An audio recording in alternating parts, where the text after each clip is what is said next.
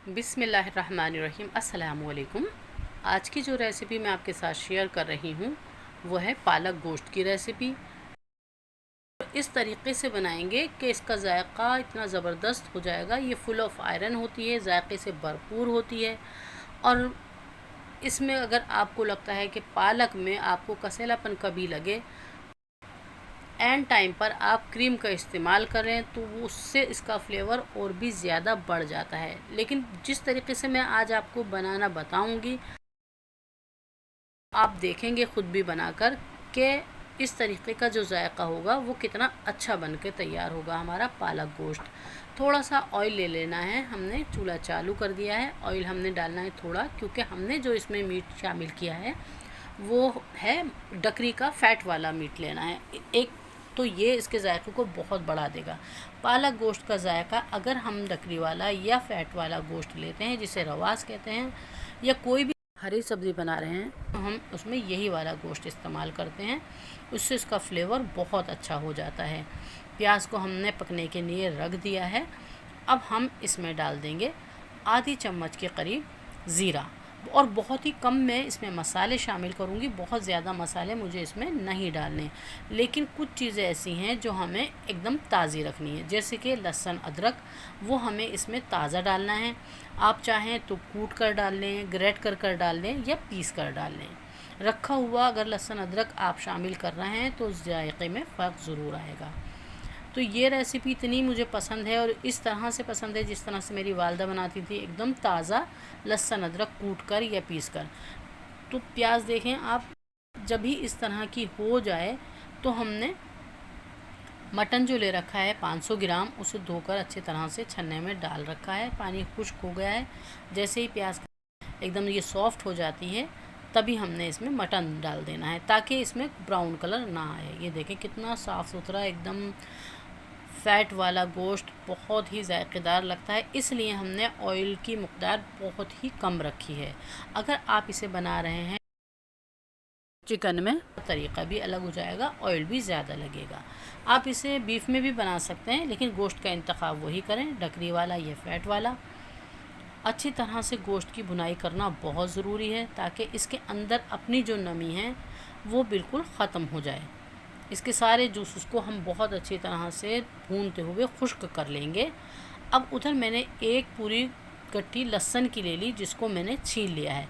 Cut नहीं किया है, ग्रेट नहीं किया है। लहसुन ऐसे ही पकने में गल जाएगा। और 2 चम्मच मैंने धनिया ले लेना है, आधी चम्मच हल्दी, एक बड़ी इलायची, 1.5 चम्मच लाल मिर्चें, और जायके के मुताबिक नमक डाल देंगे। देख लिया आपने, लहसुन मैंने ग्रेट नहीं किया, ना कूटा है। और अदरक लेकिन ग्रेट करके डालनी है। अदरक को अगर हम किसी भी रेसिपी में टुकड़े कट कर डाल देंगे या लंबी लंबी कट कर कर भी डाल देंगे तो वो गलेगी नहीं। हाँ, अगर हम ग्रेट कर कर डाल देंगे तो वो सब्ज़ी में बिल्कुल मिक्स हो जाएगी, क्योंकि अक्सर लोगों को अदरक अगर मुंह में आ जाए खाते में, उन्हें पसंद नहीं आता, टेस्ट उनका ख़राब हो जाता है। तो इसलिए मैंने ग्रेट कर कर डाला है। कूट कर डालें, पीस कर डालें, वो आपकी अपनी मर्ज़ी है, लेकिन ताज़ा लहसुन अदरक लेना है। इसके जायके में जो फ़र्क आएगा, एक तो गोश्त हमने बता दिया कि किस तरह से लेना है सब्ज़ी में, और दूसरे ये जो हमारा लहसुन अदरक का मसाला है वो एकदम ताज़ा लेना है। और बहुत थोड़ा सा पानी डालकर हमें 4 से 5 सीटी लगा देनी है। बकरी का गोश्त थोड़ा टाइम लेता है गलने में। चूल्हा बंद कर दिया, ढकना हटाकर देख लेंगे, पानी बिल्कुल भी नज़र नहीं आ रहा है इसमें। गोश्त चेक कर लेंगे, क्योंकि गोश्त हमें थोड़ा इसमें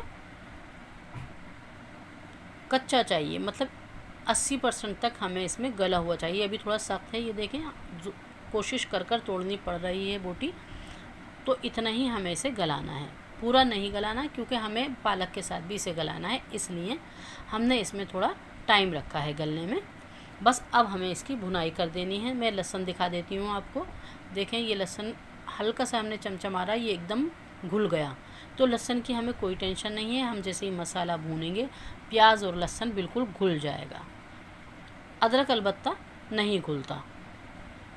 तो अब इसकी भुनाई शुरू हो गई है। बहुत ही अच्छी सी खुशबू आने लगती है। ताज़ा लहसुन अदरक हम पीस कर डालते हैं, उस रेसिपी का जायका बहुत ज़बरदस्त हो जाता है। बहुत अच्छी तरह से हमने भुनाई शुरू कर देनी है। जैसे ही ये भुन जाता है हम इसमें पालक शामिल करेंगे।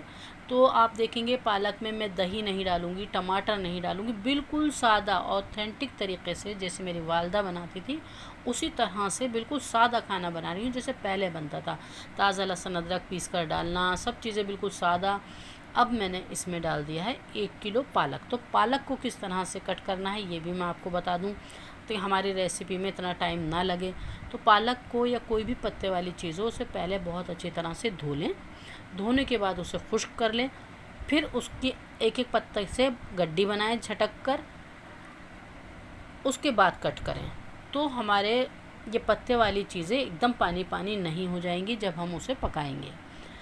अगर हम पहले ही कट कर लेते हैं बाद में धोते हैं, सब्ज़ी में जो फ़ायदे होते हैं वो कम हो जाते हैं। सब्ज़ी में पानी भर जाता है, बहुत टाइम लगता है। अब देखें हम 3 से 4 सीटी अब लगा देंगे, और जैसे ही 4 सीटी लग गई थी चूल्हा बंद कर दिया। प्रेशर निकलने के बाद खोल कर देखेंगे, ये देखें बिल्कुल भी इसमें पानी नहीं है। तो हमने जो उसे पहले धोया है, फिर एक एक पत्ता झटक कर उसे गड्डी बनाकर कटिंग किया है, उससे ये कि उसमें अगर कोई भी गंदगी किसी भी पत्ते में लगी रह जाती है, बोल तो धोने से सारी निकल जाती है, लेकिन फिर भी हम झटक झटक के निकालते हैं तो सारा पानी भी उसका निकल जाता है। और फिर हमने जो गड्डी बनाई और कटिंग करी तो फटाफट हमने 3 सीटी लगाई और खोल कर देखा तो बिल्कुल इसमें नमी नहीं है। बस अब हमें क्या करना है, आपने देखा होगा मैंने पालक को पीस कर नहीं डाला है। तो मैं इस रेसिपी में पालक को पीस के कभी भी नहीं डालती हूँ। बस जब मैं बुनाई करती हूँ हल्की, तो चमचे से इसको हल्का हल्का मैश करती रहती हूँ। लेकिन एक चीज़ मैं लास्ट में ज़रूर डालती हूँ, हमेशा हर रेसिपी में, उससे रेसिपी का फ्लेवर और खुशबू बहुत ज़बरदस्त हो जाता है। वो तो है हरी मिर्च। चटपटा खाने वाले हरी मिर्च 4 से 5 कट कर डाल दें, या आधी कट कर डालें, आधी साबुत डाल दें, जितनी भी आपको पसंद है। नमक भी आप इस टाइम पर चख सकते हैं, पालक में थोड़ा नमक कम ही डाला जाता है। अच्छे से भुनाई कर देंगे। ये देखें पानी बिल्कुल भी इस टाइम पर नज़र नहीं आ रहा है, लेकिन मैं किस तरीके से देखती हूँ, देखें बिल्कुल जब भुनाई हो जाती है, सारी सब्ज़ी चमचे से एक साइड में की और देख लिया, अगर ऑयल नज़र आ रहा है तो हमारी रेसिपी तैयार है। अगर इसमें थोड़ी बहुत नमी है तो हम इसे और अच्छी तरह से भून लेंगे और इसी तरह से चेक करेंगे कि चमचे से सारी अपनी सब्ज़ी को एक साइड करके, अगर ऑयल नज़र आ रहा है तो इसमें हम 2 चम्मच पानी डालकर हल्की आंच पे 5 से 7 मिनट रख देंगे दम पर। अब इसे दम पर रखना बहुत ज़रूरी है। इससे क्या होगा कि ये जो सारा ऑयल है ऊपर आ जाएगा। जब ढकना खोलेंगे आप, अब हम खोल लेते हैं 5 मिनट के बाद, देखें ऑयल सारा ऊपर आ गया है और कितना खुशबूदार ये हमारा पालक गोश्त बनकर तैयार हुआ है।